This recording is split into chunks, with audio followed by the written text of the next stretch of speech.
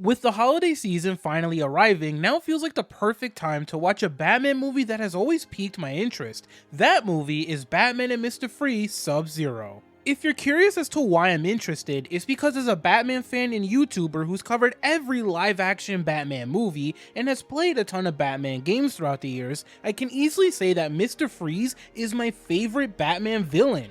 He's a character that, to me, has been far too underutilized in live-action Batman movies, at least in comparison to fan-favorite villains like the Penguin, the Riddler, and the Joker. Yes, I say this despite Mr. Freeze notably appearing in Batman and Robin, Gotham, Batman Arkham City, and most recently, Gotham Knights. A bigger reason as to why I've been incredibly curious about this movie though, is because ever since The Batman came out, I found myself wondering what Matt Reeves could possibly do with a villain like Mr. Freeze in The Batman Part 2. Believe it or not, Batman and Mr. Freeze SubZero does answer this curiosity, and it even left me with a very important question that I have to ask now that I've watched this movie. Why does absolutely nobody talk about this movie? I don't know if it's due to Batman Mask of the Phantasm taking the spotlight away from this movie or because this movie is relatively old, but Batman and Mr. Freeze isn't a movie that deserves to feel forgotten. Batman and Mr. Freeze's commitment to telling a straightforward story that specifically highlights one of Batman's lesser used villains without attempting to bite off more than he could chew is extremely commendable. It also helped this movie age better than you would think. That's partially due to superhero media primarily relying on cameos or nostalgia bait to generate excitement these days, but more importantly, it's because Mr. Freeze got to be the heart of this film. The love, desperation, and anger that Freeze feels throughout this movie's runtime is what helps dictate the pace of this movie, and I absolutely love that. It's what makes this movie stand out as a perfect example of how Freeze should possibly be used in a modern Batman film. What I love the most about this movie though, is that it uses its perfectly fine runtime of 1 hour and 7 minutes to help you understand that Freeze is more than just your average annoying superhero villain who makes funny quips towards Batman as he causes chaos in Gotham City. As Batman and Mr. Freeze SubZero tells the origin story of Victor Freeze's downfall into becoming Mr. Freeze, it uses Freeze's various levels of madness to beautifully unveil each and every layer of Mr. Freeze's tragic backstory to the viewer. At the beginning of the film, you find yourself actually feeling sympathetic towards Freeze because you can feel his desperation and sadness. You can feel just how much he loves and wants to save his wife before he crosses the line, which makes him go from coming off as sweet to incredibly obsessive. Towards the middle of the film, Freeze begins to rapidly lose the viewer's sympathy as he kidnaps Barbara Gordon as part of his plan to kill her and do an operation that requires Barbara to be sacrificed, as she may possibly be the answer to Freeze's hope of saving Nora's life.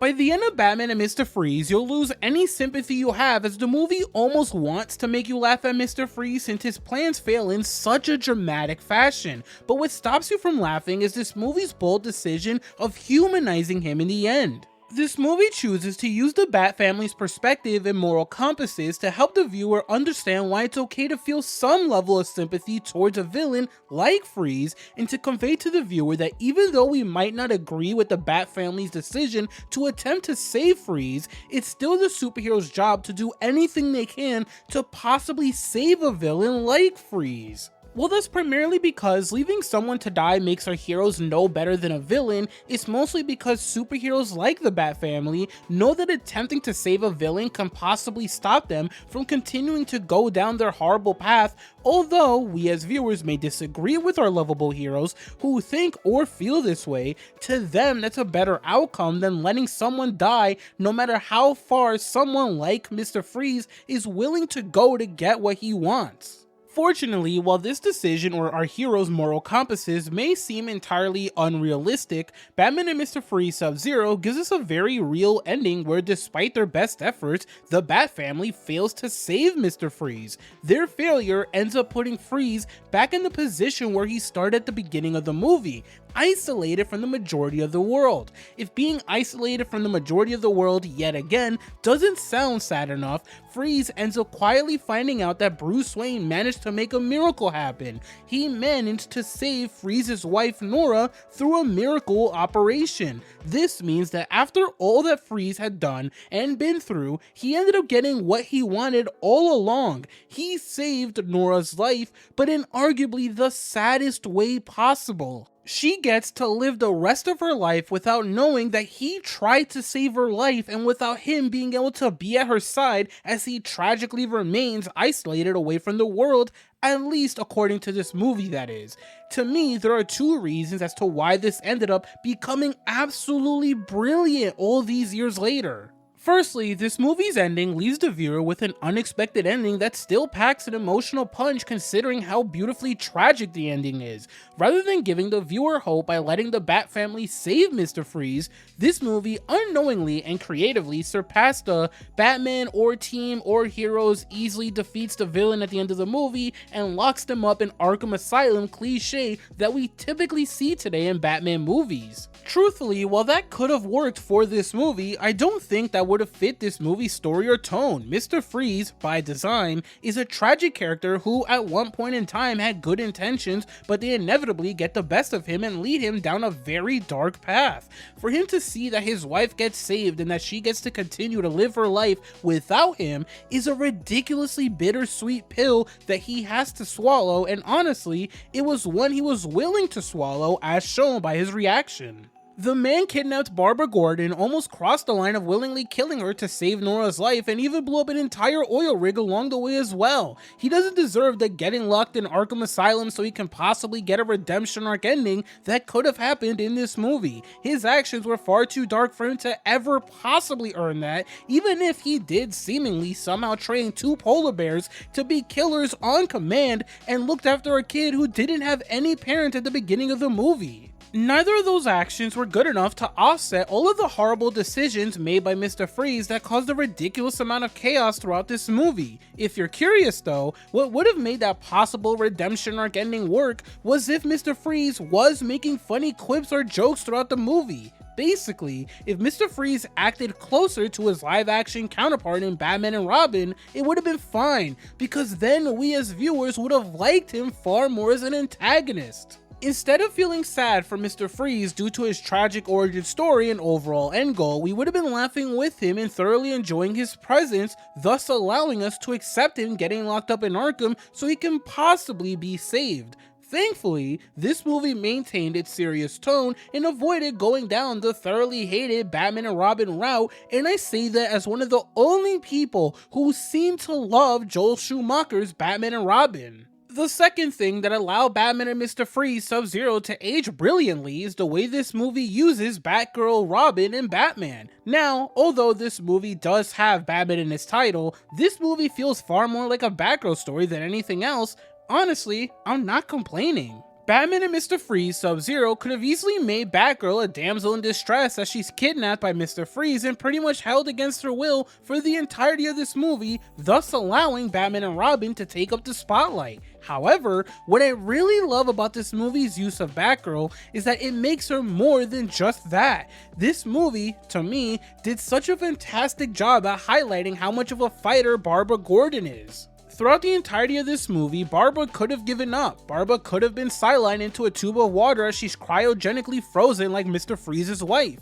Instead, this movie subverted that damsel in distress superhero cliche we see fairly often and highlighted what makes Batgirl such a lovable character. Despite how chaotic and ridiculous this whole situation is, she's constantly thinking on her feet and attempting to outsmart Freeze however she can to get out of this scenario rather than just sitting around and hoping Batman and Robin will come to save her. Even when Batman and Robin come to save her at the end of this movie, she still makes such a brave decision that I feel like very few superhero characters would have done. She went back into the oil rig to help save the last few people on the rig before it exploded. Rather than understandably escaping this horrific scenario that she went through, she still managed to use her heart and her internal strength to do what she does best, be a fighter no matter the odds against her. In my opinion, a character who's incredibly strong and has the mentality of never wanting to give up regardless of the cards dealt to them along their journey like Batgirl is needed in a serious movie like Batman and Mr. Freeze SubZero. This is not only because Batgirl is a very likable character, but because after spending so much time with Batgirl in this movie, it's easy to understand why she means so much to both of Batman and Robin, even if someone who's never seen Batman the Animated Series decided to watch this movie. As strange as it is to say this, Batgirl's disappearance does bring out the best in Batman and Robin. From the minute she's kidnapped by Freeze, we get to see Batman and Robin take an immediately serious approach to figure out what's going on, and it's absolutely amazing. While yes, we don't get to spend a ton of time watching the strategic approach by our lovable protagonist, considering this movie is only an hour long, watching Batman and Robin do detective work to figure out what's going on is something that I wish we got to see more of. I say this time and time again in my Batman related videos, and I'll say it again considering it legitimately applies to this movie. Seeing the detective side of Bruce Wayne is probably the #1 thing we've been robbed of on the big screen. This is why when I get to see it for the first time in older Batman projects like Batman and Mr. Freeze, it's hard for me to not appreciate it. Beyond that reasoning, it's easy to appreciate the simple amount of detective work that Batman and Robin do in this movie because their detective work leads to such a compelling and rewarding final act. The final act of this movie is an absolute roller coaster, and you know what? Every single creative decision made for the final act of this movie was absolutely worth it because all of it paid off. I'm more than aware that superhero movies these days rarely have stakes in them, but this is the first superhero movie in a long time where I was fully convinced that there was a brief chance that one of the Bat family members was going to die, or at least Freeze was absolutely dead one way or another. Sure, that might not sound believable because this is a spin-off movie for Batman the Animated Series, but I genuinely wasn't going to put it past this movie to do so, considering how many amazingly bold choices this movie had. By the time we reach the end of the movie, these characters have so much at stake in such a chaotic setting. Everything that could go wrong was going wrong, and it constantly forced our lovable heroes to think quickly on their feet in a way that I don't think we really see in superhero movies today. It almost felt like the worst case of a domino effect happening right before your eyes, and yet this movie was written brilliantly enough to surpass your expectations by giving you so many unexpected twists and turns as it wraps up. Batgirl gets saved but chooses to go back in to save Freeze and the rest of the small supporting cast that was stuck on the oil rig. Freeze almost dies but is saved by Batman at the very last possible second in the most heroic way possible. Robin manages to ensure Batman safely gets away before it's too late. Finally, Nora gets her tragically beautiful happy ending that twists the dagger just a little more into Freeze's heart. I can't understate this enough. Batman and Mr. Freeze SubZero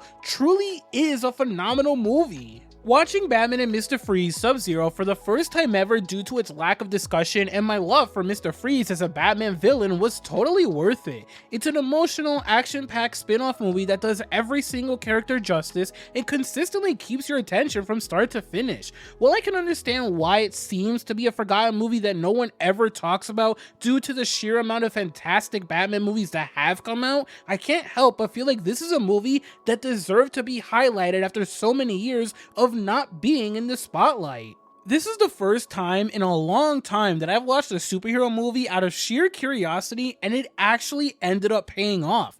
With how much praise I've already given Batman and Mr. Freeze SubZero, I'll leave you with one final thought rather than repeating all of the things I loved about this film. If you're someone who loves Batman as a character and loved Matt Reeves' The Batman, you need to watch this movie. Mr. Freeze seems to be the #1 villain that everyone wants to see in The Batman Part 2. However, a lot of those people might not know the true potential of a Mr. Freeze-centric Batman movie. So if you're watching this and happen to be a part of that audience that loves Batman, loved Matt Reeves' The Batman, and want to see Mr. Freeze in The Batman Part 2, you need to watch Batman and Mr. Freeze SubZero. You won't be disappointed.